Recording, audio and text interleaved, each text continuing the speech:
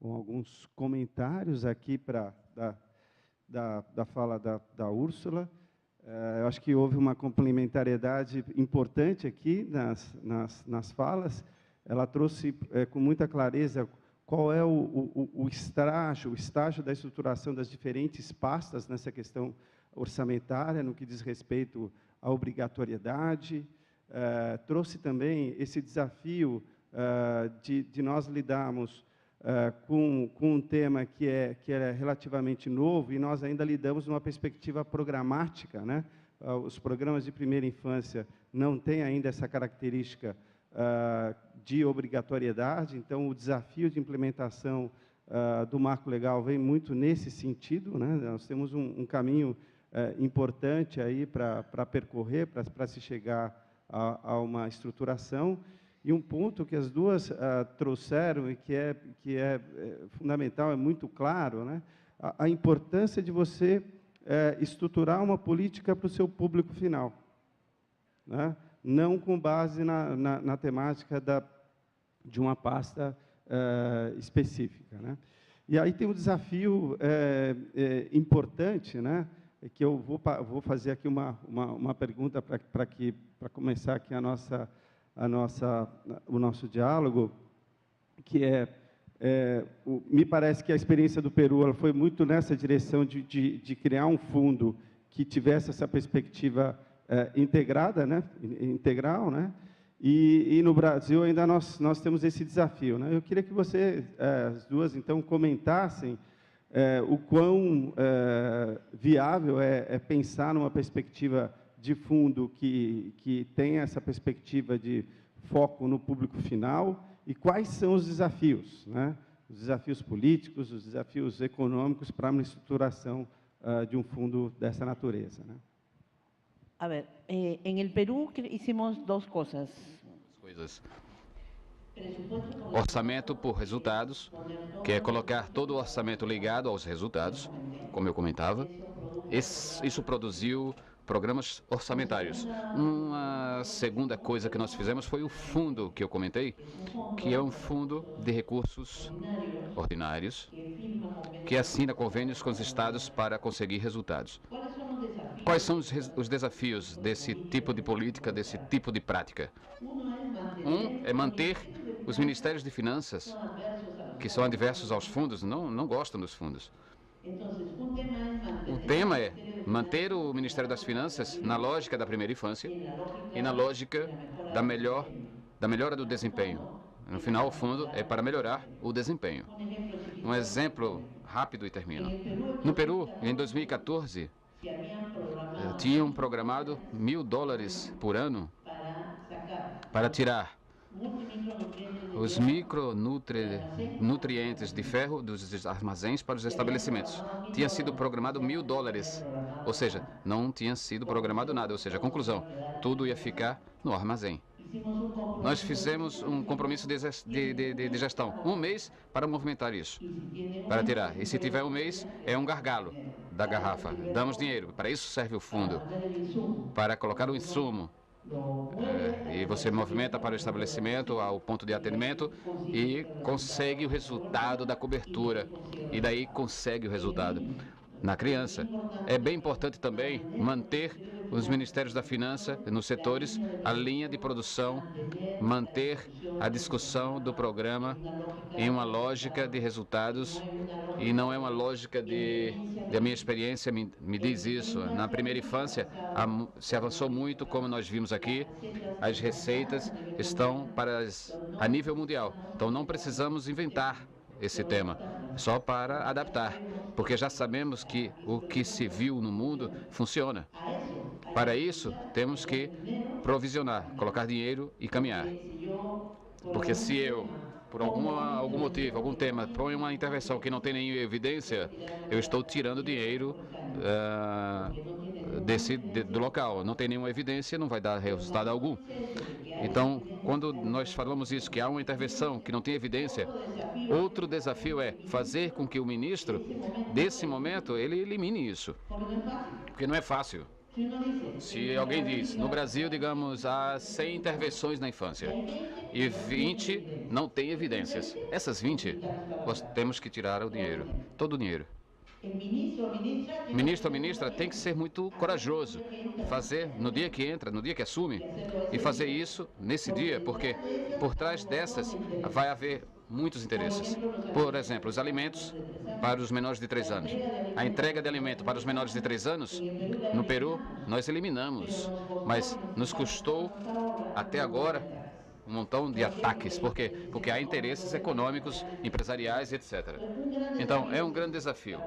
Transparência, prestação de contas, continuar no modelo baseado em evidências e apostar na intervenção priorizada. Acredito que também é um grande desafio. Não viria agora, nesse momento, com uma necessidade de criação de outros fundos além do que nós já temos. Acho que a necessidade maior seria, de fato, estruturar até o fim o que a gente iniciou, uma estruturação de orçamento e resultado, mas que no Brasil fica hoje ainda no âmbito de plano. Os nossos planos plurianuais, eles focam resultados. E as experiências já existentes de municípios focam em programas de metas, né? A gente tem, São Paulo tem, o Rio tem, vários outros municípios têm já trabalhado programas de metas que você define lá uma meta e indicadores de acompanhamento e quem são os responsáveis. Se eu conseguir trazer essa estruturação para a anualidade, ou seja, para o cotidiano da área, o trabalho pela meta e pelo resultado, com foco no público na primeira infância, parte do nosso problema está resolvido. O ponto é que essa programação, em geral, é quadrianual, isso fica numa proposta inicial de governo, mas não é acompanhado anualmente, ele não vira um norte anual. Então, isso tem que ser trazido para o orçamento anual, esse é o primeiro ponto que eu acredito, trazer o orçamento com foco no resultado anualmente. Então, anualmente, eu tenho que trabalhar para saber o que eu vou entregar, pensando na primeira infância e o público-alvo. Esse era o primeiro ponto de desafio. O segundo ponto, de fato, é o trabalho integrado entre áreas, e aí eu acho importante que tenha uma unidade de gestão comum que consiga atuar a partir da programação que a educação faria, que a saúde faria, que a assistência faria, do que é necessário em termos de habitação, de saneamento, para estruturar, a partir de evidência e com um indicador integrado, essa área de gestão fazer o acompanhamento, porque se não tiver isso, a probabilidade de ter conflito entre áreas ao longo de um tempo, porque a gente não tem o costume de trabalho intersetorial e integrado. Então, essa unidade de gestão com foco na primeira infância, eu acho que é um desafio de criação estrutural, administrativo necessário, se de fato a gente vai trabalhar com esse marco legal e com o Pacto da Primeira Infância. Então, a mudança administrativa é uma mudança de sistema de visualização orçamentária, num primeiro momento, a partir dos fundos que já temos.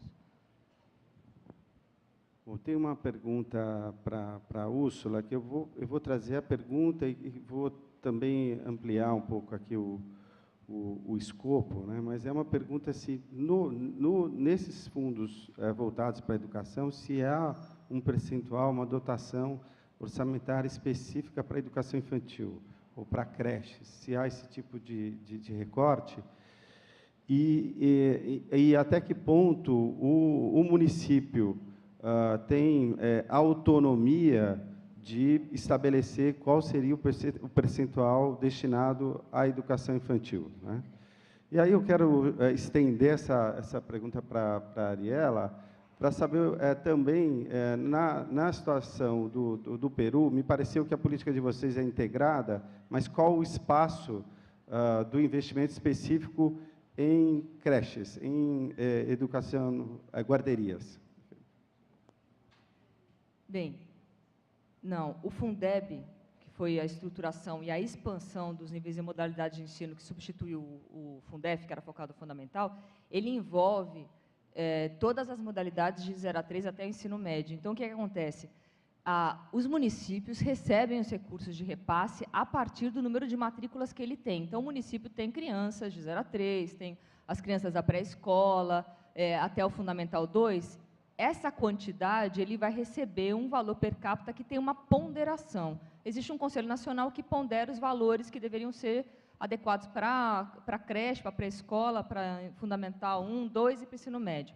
A partir desse recurso que ele recebe, ele vai aplicar esse recurso do Fundeb na educação infantil, para além do que é obrigatório dos seus 25%. Dentre isso, o que ele tem, do que ele vai receber do fundo, é uma obrigatoriedade de valorizar os profissionais da educação básica.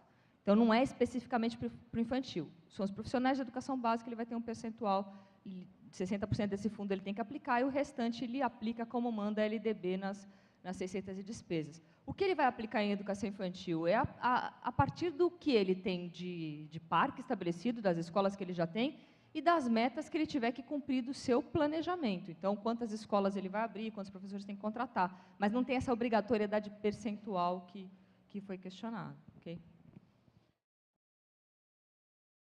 Temos, sim, um orçamento para creches. Temos orçamento também, é um orçamento muito alto, que o Ministério da Inclusão Social trabalha isso. Essa é a típica pergunta que se faz, se há orçamento para. O que nós deveríamos fazer é perguntar o que eu quero conseguir nessa criança e se for necessário ter uma creche e se for necessário ter um serviço de acompanhamento familiar. Isso é como uma obsessão para nós. As perguntas centralizadas da criança produzem melhores programas que as perguntas centralizadas nos serviços. Porque quando eu pergunto, há orçamento para, estou perguntando, provavelmente, por mim. Quando eu pergunto por mim, o elefante não vai olhar para onde tem que olhar. Olha para nós. E o que tem que ser feito é que olhe a criança. Então, eu acredito que a grande lição que nós aprendemos no Peru foi as coisas centralizadas na criança produzem as boas perguntas na criança, produzem melhor planejamento, melhor orçamento e melhores resultados que centralizados nas instituições. O principal obstáculo, entre aspas, se há dinheiro para, porque estamos perguntando por um serviço que eu faço. Isso não é ruim. O melhor é perguntar pela criança. Palestrantes, nós temos um cenário, acho que a Úrsula trouxe um dado contundente aqui da situação específica de São Paulo, mas é uma situação do Brasil, de escassez de recursos, né? Aquela queda de arrecadação muito importante. E nós temos agora, em 2017, gestores públicos, e muitos deles estão presentes aqui, que vão assumir as prefeituras, vão assumir as pastas. E quais seriam as 2 ou 3 dicas que vocês dariam para esses gestores, nessa articulação de um diálogo com outros secretários, com o próprio prefeito, quais seriam as dicas de como estabelecer esse diálogo de estruturação de programas de primeira infância numa situação de escassez e levando em consideração a recomendação não só do marco legal, mas da necessidade de olhar a criança na sua integralidade, né, e de fazer com que a integração entre as pastas realmente ocorra. Eu queria pontuar uma coisa que até esqueci de comentar, mas acho que um dos principais desafios na gestão orçamentária é quebrar paradigmas. Tem uma coisa que a gente chama na academia e na gestão também de inércia orçamentária, que é você continuar fazendo aquilo que já era feito no ano anterior, como disse a Ariela, ou seja, eu tenho a dotação X e ela vai crescendo. Esse é um desafio, chegar numa nova gestão e tentar olhar para o público e construir algo novo, mesmo que você tenha que parar ou rever programas ou mudar programas, o que implica conflitos e negociações políticas, porque, em geral, as dotações orçamentárias que estão expostas no orçamento, elas implicam articulações institucionais e políticas anteriores. Chegou ali porque tem relação entre pessoas, fornecedores, funcionários. O desafio, né, e a coragem de olhar o orçamento e inverter prioridades deve ser um pressuposto e talvez um ganho no momento de crise que você pode fazer isso. Eu acredito que a gente tem que aportar sempre mais recursos e ganhos de recursos para a primeira infância, mas nesse momento a gente vai ter que olhar o que tem e fazer uma construção a partir do que tem, continuar brigando por mais, para que não haja mudança, para que não haja perda, para a gente não ter uma limitação, né, que nos implique aí uma redução ao longo de 20 anos, com certeza não, mas olhar o que tem e fazer uma inversão de prioridades, focando no público da primeira infância, tem que ser um desafio inicial. um bom diagnóstico da situação vai ajudar a fazer essa inversão de prioridades. Um bom diagnóstico que coloque o público no território, né? Que a gente tem hoje uma série de metodologias para fazer isso, geoprocessar dados, entender onde estão as pessoas e trabalhar com vulnerabilidade. Eu vou trabalhar com priorização a partir da vulnerabilidade. Eu acho que seriam ações que um novo gestor poderia fazer, quebrar paradigmas e focar a partir de uma priorização de exclusão, de vulnerabilidade. Sim, na mesma linha. Na mesma linha. A sugestão seria definir prioridades com metas. Quando a gente programa, tem que colocar metas. Geralmente não colocamos metas, mas não são metas de insumos, são metas de cobertura.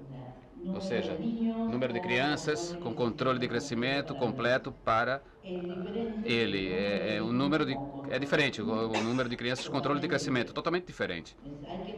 Tem que se colocar metas. Uma vez que se tem que ter as metas, o que normalmente nós não temos para a gestão é quantas crianças nós temos nessa zona.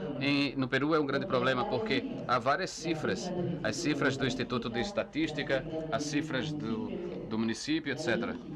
Se eu sou um município, por exemplo, eu tenho que saber quantas crianças tenho para poder programar e para poder brigar com o Ministério da Economia ou com quem tenha que eu pedir. E depois priorizar, é a parte mais complicada, porque é a parte mais política. Se eu tiver R$100 e preciso de 150, tenho que tirar 50 de algum lado. Isso passa por priorizar, outra vez, por intervenções baseadas nas evidências, que já disse o mundo para nós que funciona. E dado isso, nós no Peru, em Huancavelica, colocamos o controle de crescimento 1000 vezes mais do seu orçamento no primeiro ano, 1000 vezes mais. E nós apoiamos isso, porque foi a região menos preparada e a mais pobre. E Huancavelica reagiu e conseguiu isso. Então também temos que, como disse, mudar, tomar decisões e olhar outra vez a criança, tomando as decisões diante da criança, para a criança e definir no local essa linha de produção. Eu reitero, para quê? Para que haja serviço. Não há serviços de parto, onde eu escutei ontem, inclusive. Ou seja, eu tenho que planejar onde tem que haver, contrato a equipe e priorizo diante de outras necessidades. E tirei dinheiro daqui para colocar aqui. Isso não é muito bonito politicamente, mas é muito bonito socialmente para a infância. Porque fazer um parto humanizado diminui o baixo peso, uma série, asfixia, mortalidade neonatal, isso vai produzir crianças saudáveis. Então a decisão está sempre no resultado. Então depois temos que ver o que se faz a nível de insumo e como vocês têm uma lei muito boa, eu vou copiar para o Peru, eu vou levar para o Peru essa lei. Essa lei pode ser a base da união de todos, para que essa seja a prioridade e possa ser parte da campanha. Essa alta prioridade, a primeira prioridade, a absoluta prioridade para que esses 1, 2, 3, 4, 5 serviços tenham dinheiro e estejam protegidos. Pode acontecer qualquer coisa, mas isso não muda. Então, isso não vai mudar. Eu acredito que isso seria uma boa ferramenta de negociação com a economia. Muitas graças. Úrsula, obrigado, Ariela. Muito boa essa sessão. Obrigado por abrilhantar aqui o nosso evento.